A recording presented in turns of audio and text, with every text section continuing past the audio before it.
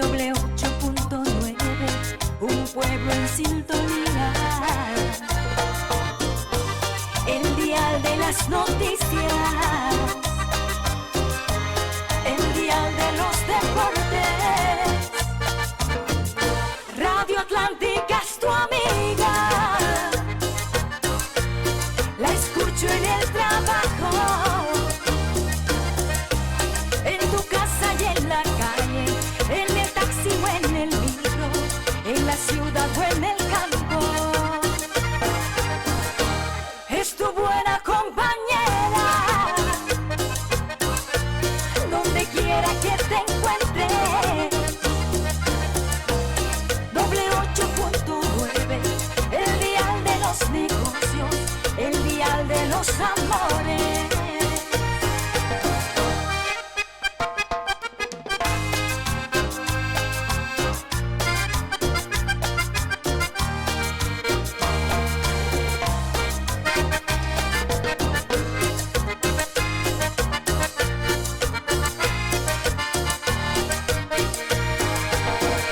Radio Atlántica es tu amiga. La escucho en el trabajo, en tu casa y en la calle, en el taxi o en el micro, en la ciudad o en el campo. Es tu buena compañera, donde quiera que te encuentres. Doble 8.9, el dial de los negocios, el dial de los amores.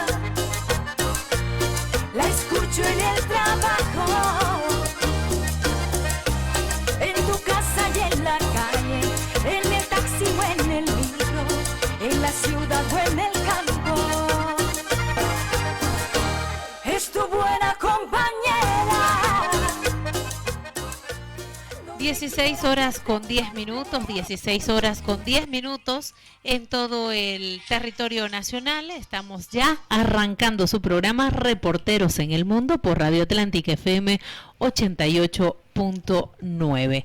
Bienvenido, doctor Alfredo Saucedo. Buenas tardes.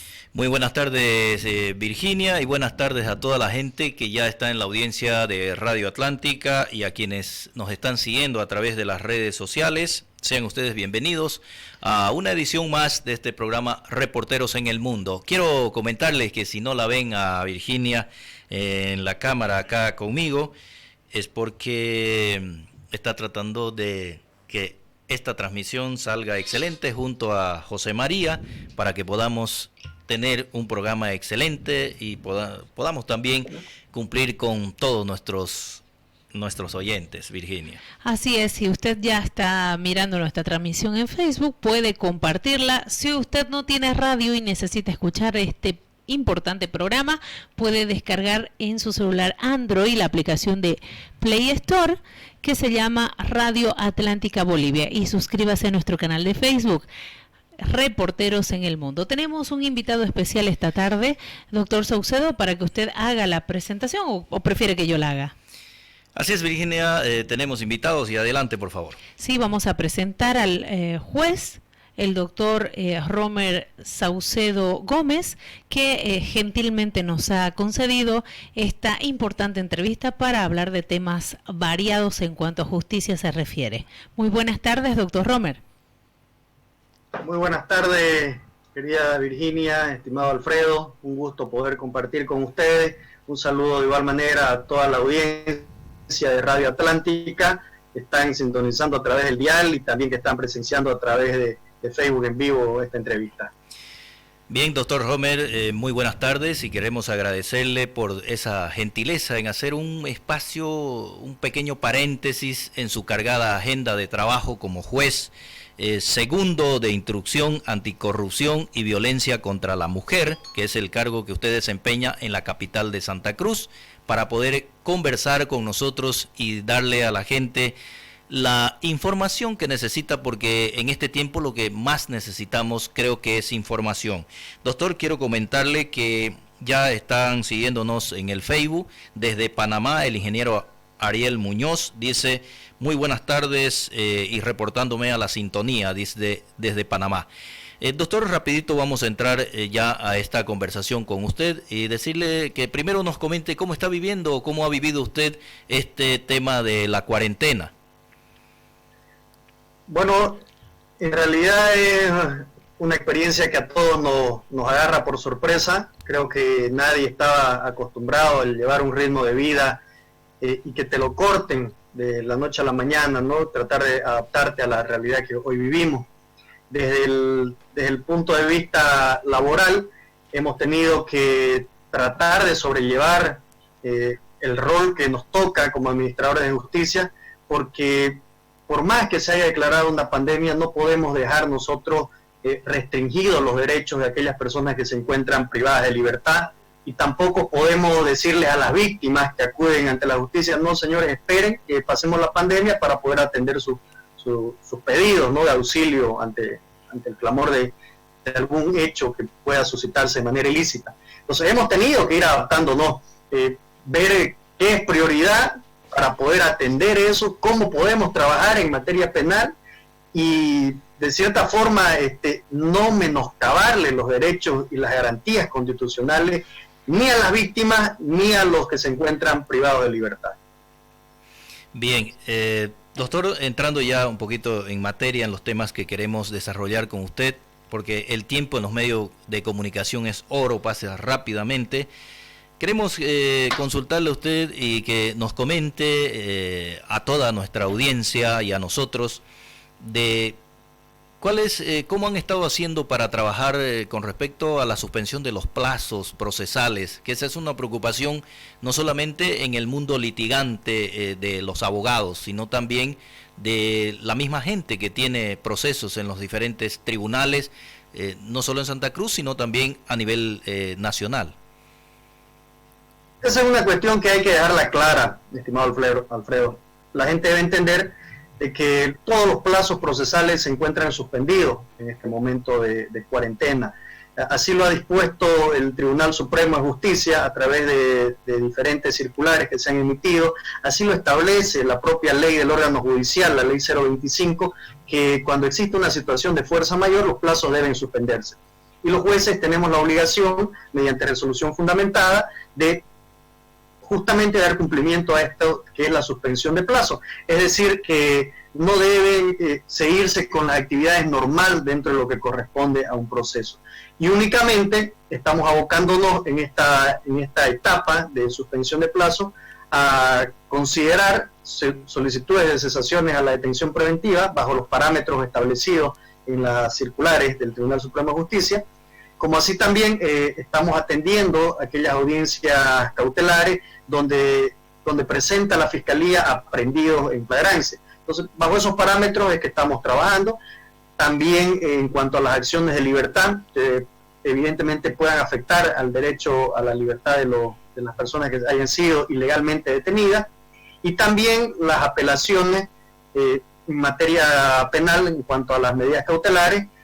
Están trabajando las salas penales de turno y también las acciones constitucionales, ¿no? Existen salas constitucionales de turno que están haciendo trabajo, pero como le manifestaba, los plazos procesales se encuentran paralizados ante esta situación que escapa a la voluntad de todo el pueblo, ¿no? Bien, doctor, usted nos decía de que evidentemente están suspendidos por un mandato legal los plazos procesales para que todos se queden tranquilos. Pero ¿tiene usted ya un instructivo como juez o conoce de cuándo más o menos se vuelve a la normalidad dentro del trabajo judicial, o todavía no existe una fecha exacta? Nosotros de manera permanente estamos recibiendo circulares por parte del Tribunal Supremo de Justicia, así como también del Tribunal Departamental de Justicia, donde se evalúa cuál es la situación de riesgo en nuestro departamento y en nuestro municipio. Por ejemplo, ante la clasificación de algunos municipios que ya no están en riesgo alto, el Tribunal Departamental ha instruido que vuelvan a las actividades manteniendo ciertas medidas de bioseguridad. Y por darle un ejemplo, la circular del 9 de mayo de este año establece ya cuáles son esos municipios que pueden ir reactivando sus actividades en base a la clasificación de los municipios. Por citar algunos que se me viene a la mente, el municipio de San Ignacio ya no está en un riesgo alto, entonces ha pasado a ser un riesgo medio, entonces en ese lugar, en ese asiento judicial, ya los juzgados pueden ir trabajando. Inicialmente creo...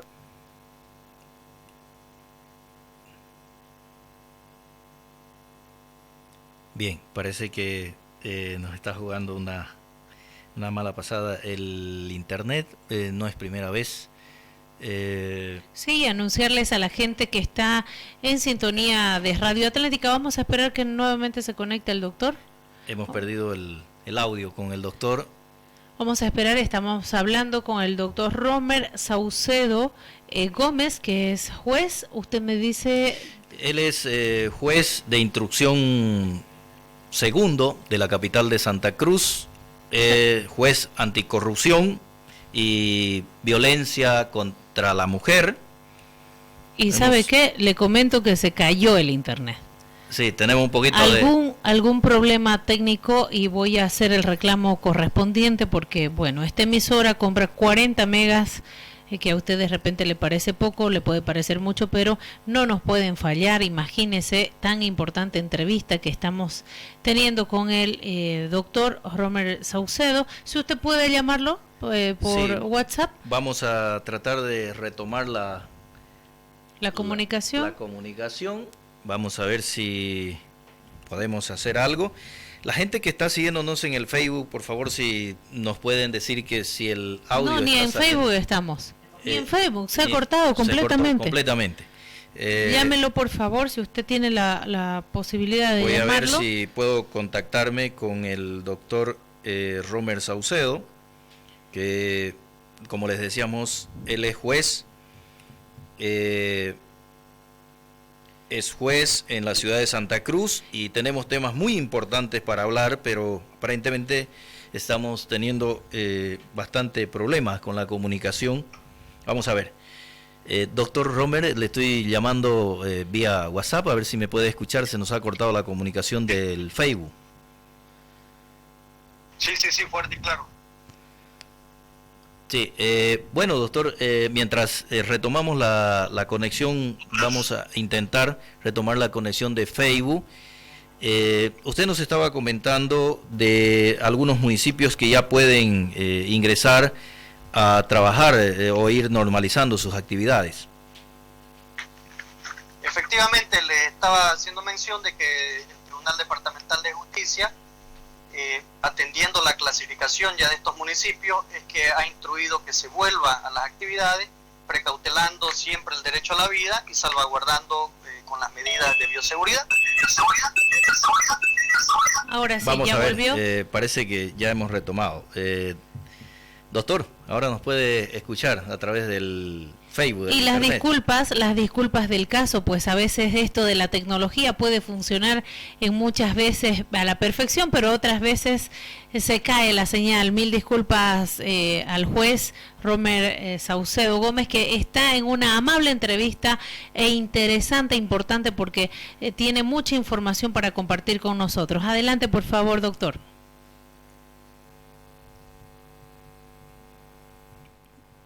Bien. Su audio, por favor, actívelo para que podamos... Ahora sí. Ahora sí.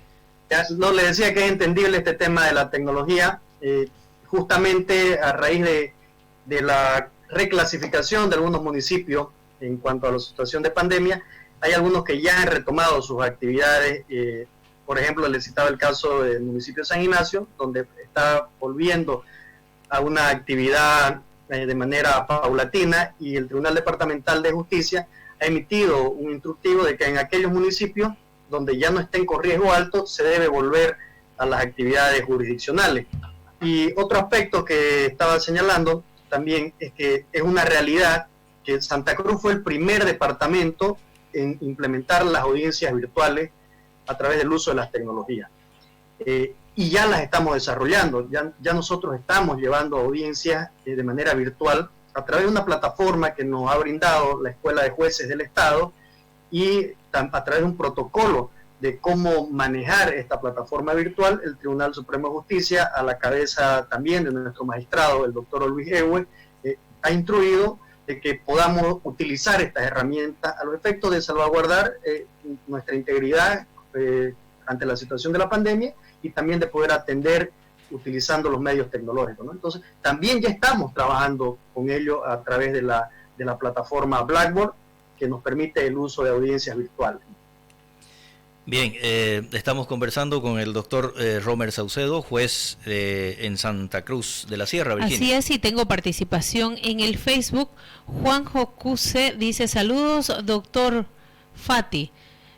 También tengo a Fátima Rivera hola doctor, dice aquí atenta, y le mandan saludos, y estaban preocupados porque se cortó efectivamente el internet, hubo un bajón de internet, pero ya continuamos con esta importante transmisión. Saludos a Alain Cronenbol, que también está mirando esta transmisión, y al igual que muchas personas están siguiendo, les pido que compartan la transmisión, porque el doctor Romer Saucedo Gómez tiene bastante que conversar con nosotros aquí en Reporteros en el Mundo. Seguimos avanzando en esta conversación con nuestro invitado de hoy, ya lo decía Virginia.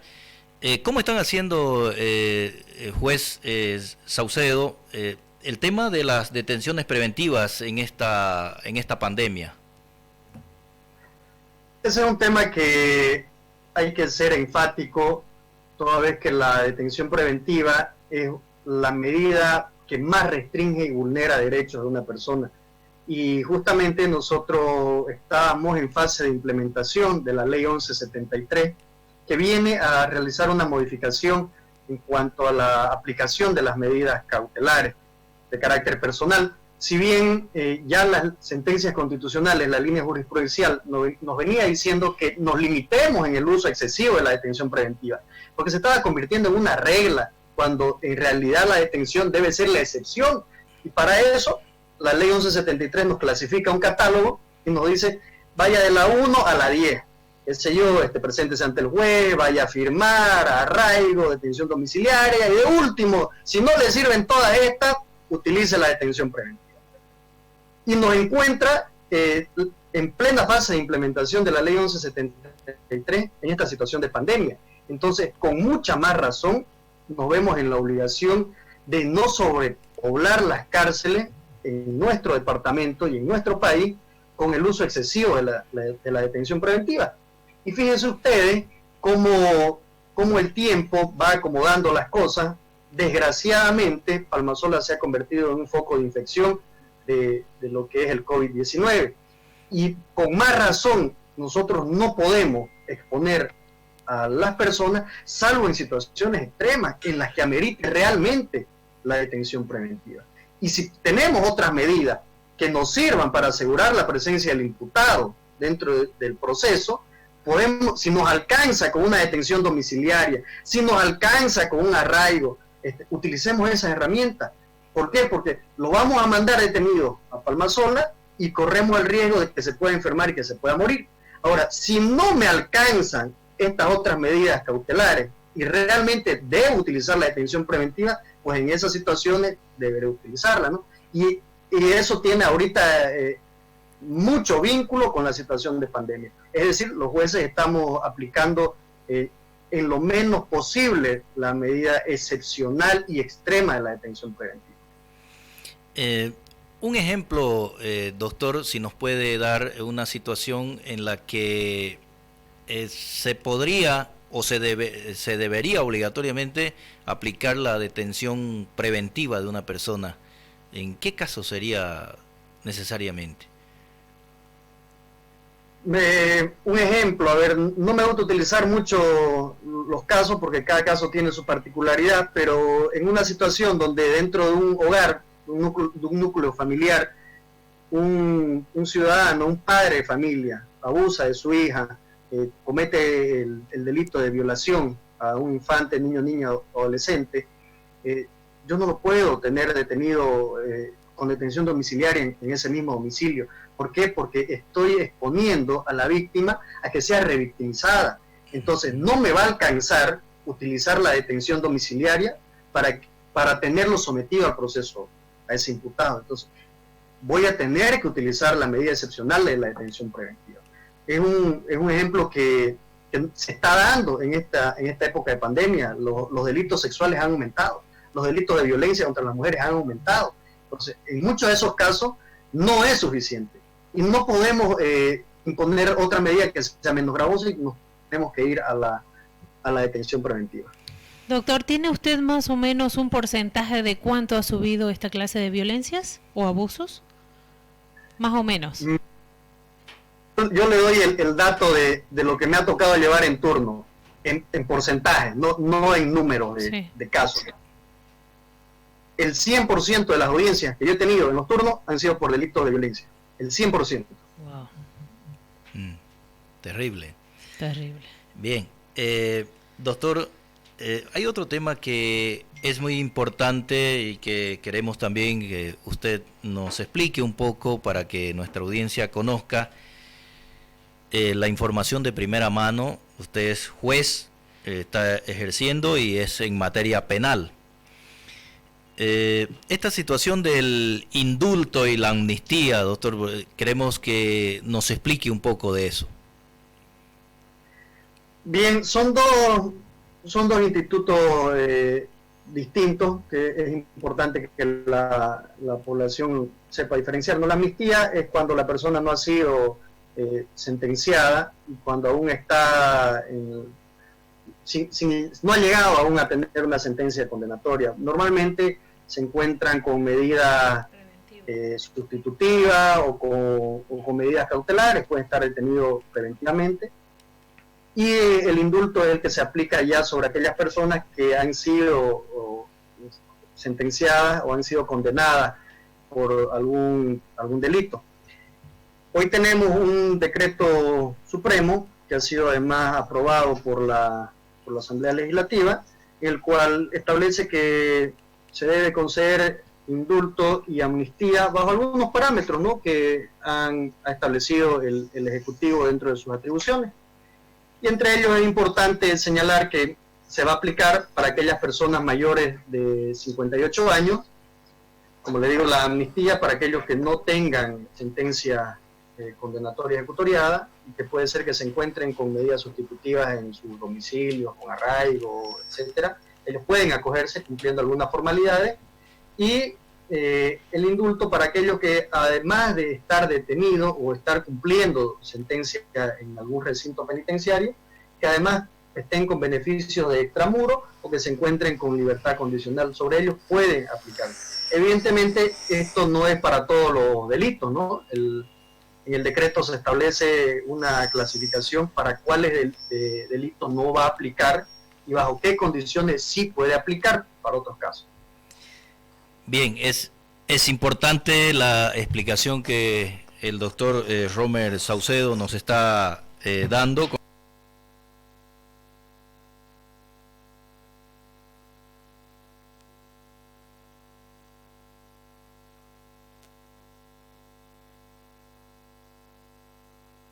Lo que pasa es que no puedo escucharlo. Doctor, me escucha perfectamente, ¿no? Sí. Ya. Le decía, estábamos hablando de estos dos institutos que son importantes, como es la amnistía, ya usted nos ha explicado. En cuanto a otro tema muy importante, doctor, ¿cuál es la política criminal que se está utilizando, que se está trabajando en esta cuarentena, dentro de esta pandemia? A ver, yo me atrevería a decir que ha habido una desatención por parte de las autoridades del Ejecutivo para tratar y enfocarnos en el tema de política criminal. Hoy en día todas las actividades o todo el lineamiento está siendo emanado por el Tribunal Supremo de Justicia, por nuestros magistrados, que están de cierta forma paliando esa necesidad de establecer políticas criminales. Y le voy a citar algunos ejemplos para que la gente me entienda. El año pasado se empezó una lucha bien fuerte en tema de violencia de género. Y dentro de esas políticas que han sido diseñadas al interior del órgano judicial, es que en Santa Cruz se lanzaron campañas de prevención, se hizo una gran marcha contra la violencia hacia la mujer, si ustedes recuerdan, que partimos todos, participamos de la Plaza del Estudiante a la Plaza 24 de septiembre, se han estado dando estadísticas, se han manejado estadísticas sobre qué cantidad de casos, cómo se puede trabajar mucho en la prevención. Eso es parte de la política criminal. Sin embargo, la política criminal debe ser enfocada como una prioridad de Estado, porque no podemos hablar nosotros de política criminal cuando tenemos cárceles llenas, cuando tenemos a autoridades del Ejecutivo que se quieren entrometer en el Legislativo y te dicen tienen que meter presos, y si no meten presos, ustedes van a ser castigados socialmente porque no van a poder tomarse ni un café. Entonces, eso no es política criminal. Política criminal es dar las herramientas necesarias.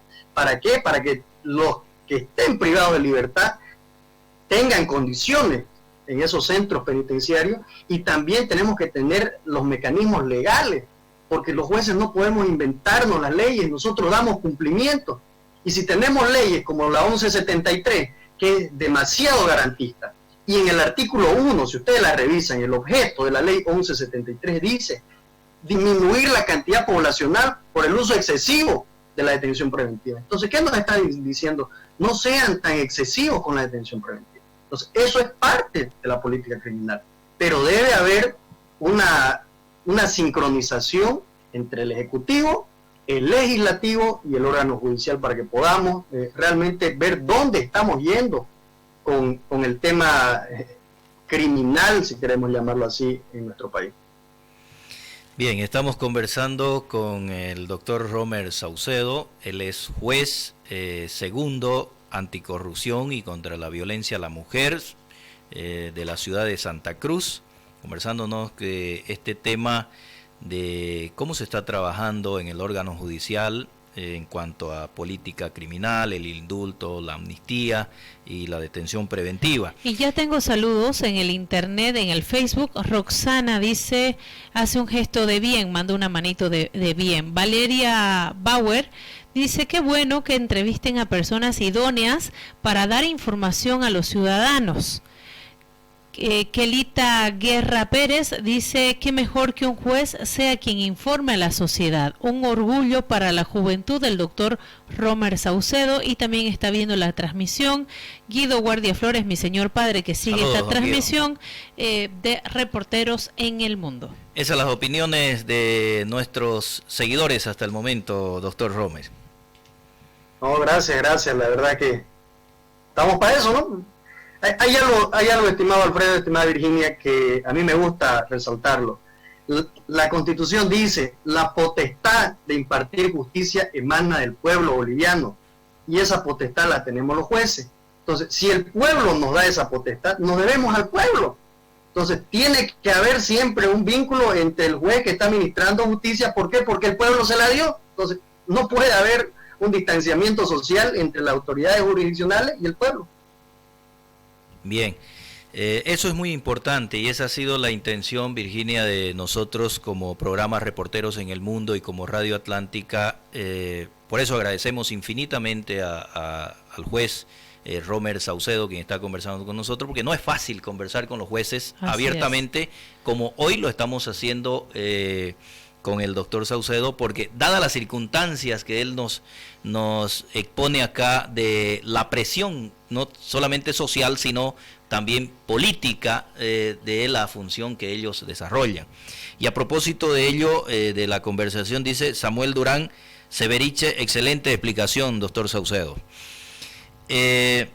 Doctor, para continuar con esta entrevista, hay un tema que ya usted nos decía y nos los anticipaba, y es este tema de la violencia de género o violencia contra la mujer, violencia de género.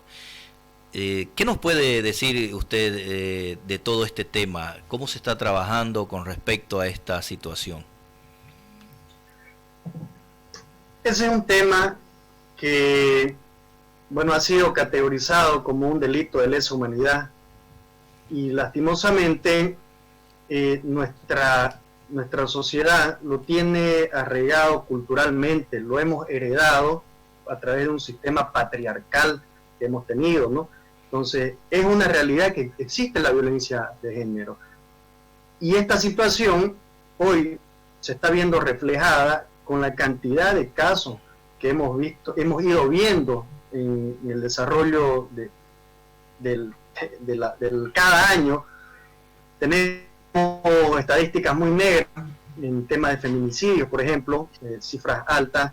Tenemos violaciones a menores de edad dentro del núcleo familiar, y evidentemente necesitamos nosotros como administradores de justicia, como órgano judicial, también devolverle a la sociedad a través de métodos de prevención, que la población sepa cómo prevenir estos hechos, que las mujeres sepan que la violencia no es solamente un puñete, que la violencia también se ejerce de manera psicológica y que es un delito, y que no siempre se exterioriza la violencia. Muchas veces te denigra más y te hace sufrir más por dentro, y como mujer llevan ese estigma por muchos años, y esa violencia también debe ser castigada, debe ser sancionada, y para eso estamos nosotros, para hacerles prevalecer y hacerles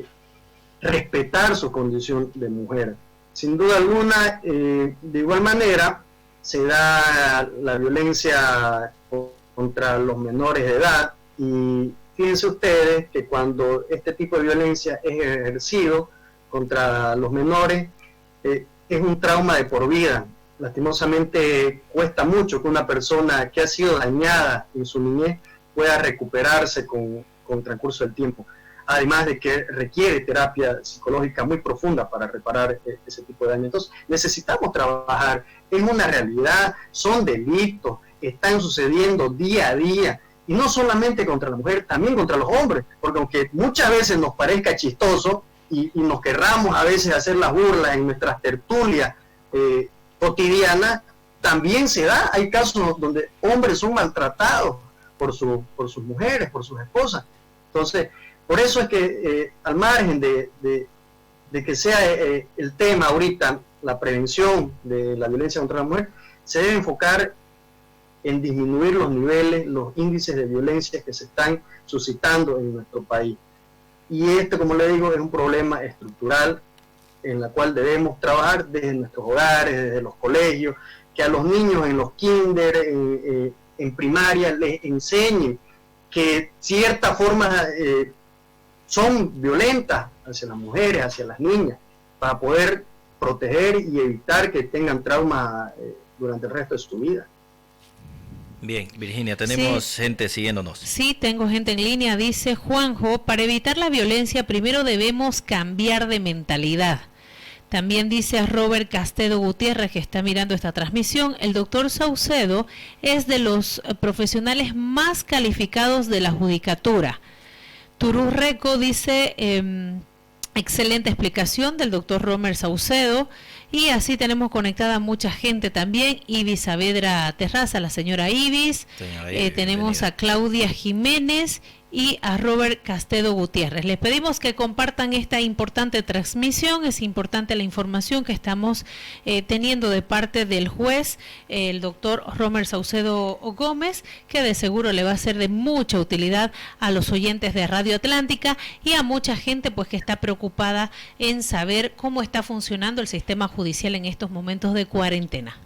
Bien, continuamos avanzando en esta entrevista. Importante, esa es la participación de nuestros reporteros en el mundo, directamente conversando con nuestro invitado de hoy, que es el juez Saucedo, como ya le decíamos. Doctor, usted nos hablaba de la violencia de género que existe, no es una falsa alarma o noticias falsas. ¿Cómo combatir este tema de la violencia de género, doctor? Primero, en la casa, es importante que en el hogar inculquemos valores, que tengamos nuestras propias normas de vida dentro del hogar, saber hasta qué punto es permitido algún tipo de relación con nuestra familia y hasta qué punto deja de ser permitido y se convierte en una agresión. Conocer de igual manera para que en los colegios, como les decía, en los niveles primarios, nuestros niños se vayan educando con esos valores, saber que a las niñas no se las empuja, que a las niñas no se les grita, que el trato que se le debe dar a una mujercita es totalmente diferente al trato que se le debe dar a un varón, que los niños dentro de una cancha, por ejemplo, por naturaleza son más torpes, se agreden, se chocan, se empujan. Ese trato para una niña no. Entonces, si nosotros vamos desde nuestras casas enseñándole esos valores, esas normas de vida, con seguridad que también en los colegios van a reforzar. Entonces vamos a tener mejores ciudadanos, vamos a invertir en lo mejor que puede tener un pueblo, que es el índice de desarrollo humano. Si nosotros hacemos esa inversión, los ciudadanos que vayamos a tener ya en secundaria, en las universidades, con seguridad que van a disminuir nuestros niveles de violencia hacia las mujeres. Yo creo mucho en el trabajo preventivo, más que en el poder sancionador que pueda tener la justicia. Hoy ahorita estamos aplicando el poder sancionador, pero es muy difícil corregir a una persona que se ha criado en un ambiente hostil hacia las mujeres. Y qué tan sabios han sido nuestros padres cuando nos han enseñado que a las mujeres no se las agreden ni con el pétalo de una flor. Entonces, esas normas retransmitámoslas, esas buenas crianzas que hemos tenido al interior de nuestros hogares, repliquémoslas para con nuestros sobrinos, para con los amitos de nuestros hijos. Trabajemos en eso, en la formación de valores, que sean ciudadanos con principios, con valores. Es la mejor norma de vida, porque el ciudadano que tiene sus principios, que tiene sus valores, va a respetar las normas de una sociedad, y con seguridad que ese ciudadano no va a ser un delincuente y no va a ser un agresor de mujeres, nunca. Bien. Así es, tengo más comentarios, doctor Romer Saucedo, en el Facebook. Dice Juanjo, para la aplicación de la ley 348, ley para garantizar a las mujeres una vida libre de violencia, es deber de los administradores de justicia ejercerla y garantizar a la sociedad una justa aplicación de la misma. El doctor Luis Reyes dice, saludos al doctor Romer, un hombre íntegro, honesto y capaz. Dice nuevamente Juanjo, para ser mejores personas no se necesita pensar igual, se necesita el mismo respeto. Lo vertido por el doctor Saucedo es cierto, debemos trabajar en la prevención y sobre todo en la educación. Claudia Jiménez dice, muy bien dicho, doctor Romer, los valores en casa. ¿Usted cree, doctor Romer Saucedo, que hace falta más políticas comunicacionales de parte del Estado central para tratar de informar todo esto o prevenir también? Claro que sí, querida Virginia, sin duda alguna, debe ser un pilar dentro de la administración del Estado, el invertir en temas comunicacionales para que la gente entienda, para que la gente conozca.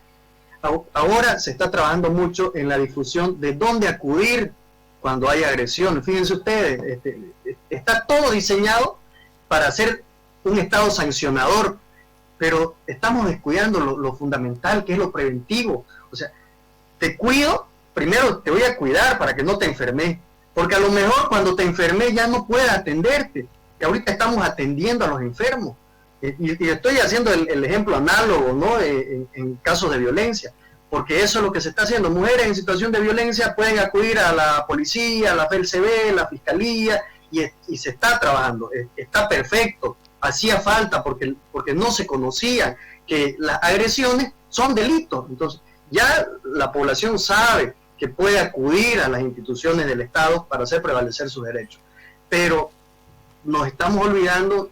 Voy a ser siempre machacante en esto, en la prevención, y el Estado debe invertir recursos en la difusión de valores, realizar talleres en los colegios, ferias educativas, así como se hacen festivales de música, de danza, también hacer festivales donde se fomenten valores a través del teatro, qué sé yo me imagino que los colegios tomen la plaza 24 de septiembre y que los ejes temáticos para desarrollar un teatro callejero, por ejemplo, sea contra la violencia a las mujeres, o cómo defenderse frente a una agresión sexual, y que quien haga la mejor ponencia, el mejor teatro del municipio le pague los estudios universitarios, no lo sé, digamos.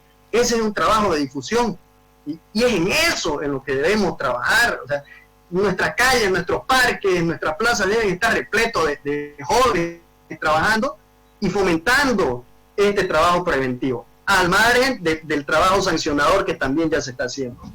Perfecto. Seguimos teniendo comentarios en el Facebook. Rambert Gómez Claros dice: tiene mucha razón el doctor Romer Saucedo. Se debe trabajar en la prevención y no en la sanción como en la actualidad sucede. Tenemos también al doctor Pacheco, abogado de profesión, y dice: aquí viéndolos, están mirando nuestra transmisión. Bien, muy rápidamente, doctor, seguimos adelante con todo esto. ¿Cómo están trabajando con este tema tan delicado y conflictivo del descongestionamiento de Palmasola?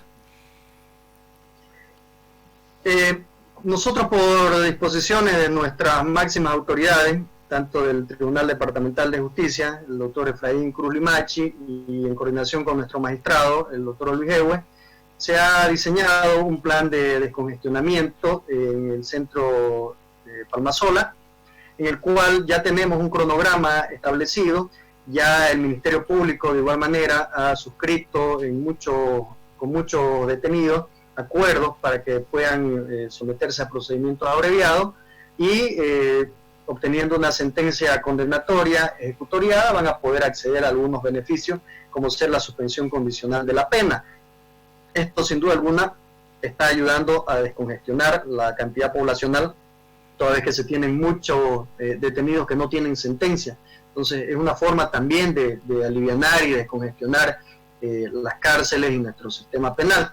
Un aspecto importante también que se va a desarrollar dentro de esta jornada de descongestionamiento es que las audiencias van a ser virtuales, es decir, el detenido en Palmasola, con un equipo, una computadora, un celular que va a tener régimen penitenciario, el juez desde su despacho con el secretario, con su computadora, el fiscal desde su oficina, también con su equipo, y todos en una sala virtual, pudiendo descongestionar y llevando a cabo las audiencias sin necesidad de que entremos en contacto físico y salvaguardando la integridad de cada una de las partes, ¿no?